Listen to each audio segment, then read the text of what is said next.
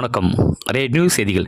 புதுச்சேரி ராஜாநகர் தியாகராஜ வீதியில் அமைந்துள்ள தனியாருக்கு சொந்தமான மதுபான கடையில் இருந்து வெளியேற்றப்படும் கழிவுநீர் அப்பகுதியின் தெருக்களில் பொதுவெளியில் திறந்துவிடப்படுவதால் கடும் சுகாதார பாதிப்பு ஏற்பட்டுள்ளதாக அப்பகுதி மக்கள் குற்றம் சாட்டியுள்ளனர். கழிவுநீர் வீடுகள் மற்றும் சாலைகள் தேங்கி நிற்பதால் அப்பகுதியில் வசிக்கும் மக்கள் நோய் பாதிப்புக்கு உள்ளாகி மிகுந்த சிரமத்தை எதிர்கொண்டு வருவதாக தெரிவிக்கப்படுகிறது.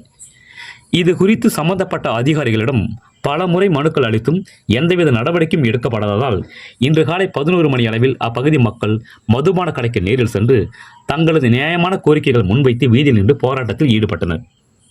அப்போது மதுபான கடையில் பணிபுரியும் ஊழியர் ஒருவர் போராட்டத்தில் ஈடுபட்ட மக்களை தரைகுறைவாக பேசியதாகவும் அங்கிருந்த பொருட்களை அவரே தள்ளி உடைத்துவிட்டு அதன்படியே மக்கள் மீது சுமத்தியதாக கூறப்படுகிறது.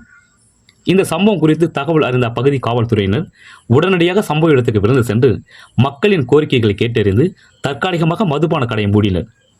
தகவல் அறிந்து அப்பகுதி சட்டமன்ற உறுப்பினர் நேரு சம்பவ இடத்துக்கு நேரில் சென்று பொதுமக்களின் குறைகளை கேட்டு மதுபான கடை ஊழியரை கடுமையாக எச்சரித்த அவர் கடையின் உரிமையாளரை நேரில் வரவழைத்து கடைக்கு சீல் வைத்து உத்தரவிட்டதுடன் சம்பந்தப்பட்ட அதிகாரிகள் மக்களின் பிரச்சனை உடனடியாக தீர்க்க வேண்டும் எனவும் அறிவுறுத்தினார். மதுபான கடையின் உரிமையாளர் பிரபலமான மருத்துவர் என்பது குறிப்பிடத்தக்கது. ரேட் நியூஸ் தமிழ் செய்திக்காக வானூர் பிரிதிவிராஜ். செய்திகளை உடனுக்குடன் தெரிந்து கொள்ள ரேட் நியூஸ் தமிழ் சேனலை சப்ஸ்கிரைப் செய்யவும். அவங்க உள்ள இருக்கிறவங்க உடைக்கிறாங்க. அது யாரு உடைக்க சொன்னது? அவங்களுக்கு யார் தகவல் கொடுத்தது? எங்க மேல பழி சொல்றதுக்கா? அவர் பேர் என்ன சொல்லுங்க? சட்டமா இருக்குதா? நாயமா இருக்கும்போது அக்கம்பக்கத்துல நாட்டுக்குள்ள அவங்க வந்து இருப்பாங்களா?